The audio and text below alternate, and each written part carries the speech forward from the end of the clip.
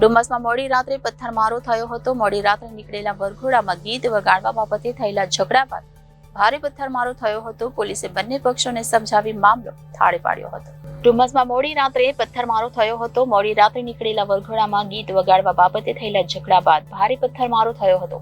આ ઘટનામાં કેટલીક મહિલાઓ સહિત યુવકો ઇજાગ્રસ્ત થયા હતા. ખલાસી અને કોળી પટેલ યુવકો સામસામે આવી જતા આ મામલે મોડી રાત્રે મામલો તંગ બની ગયો હતો, જેથી સામસામે પથ્થરમારો અને હાથમાં આવે તે લાકડા કે સામાન એકબીજા પર છૂટા ફેંકાયા હતા. આ ઘટનામાં બંને પક્ષોના લોકોને માથામાં, પગમાં, હાથમાં ઈજા પહોંચતા સારવાર માટે સિવિલ હોસ્પિટલ ખસેડાયા હતા. ઘટનાની જાણ થતાં જ ડુમસ પોલીસ અને હેડક્વાર્ટરની QRT ટીમ પહોંચી હતી. પોલીસે બંને પક્ષોને સમજાવી મામલો થાળે પાડ્યો હતો. એમના વચ્ચે રાયોટિંગનો બનાવ બન્યો હતો.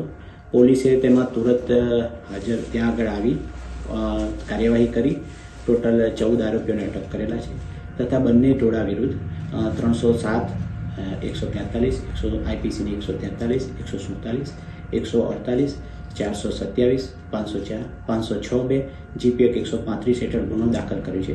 બાકીના આરોપીઓને પકડવા માટેની તજવીજ ચાલુ રાખી છે તથા ઓલરેડી બંદોબસ્ત પૂરતી સંખ્યામાં 100 પોલીસનો બંદોબસ્ત ઓલરેડી લગાવી દેવામાં આવ્યો છે.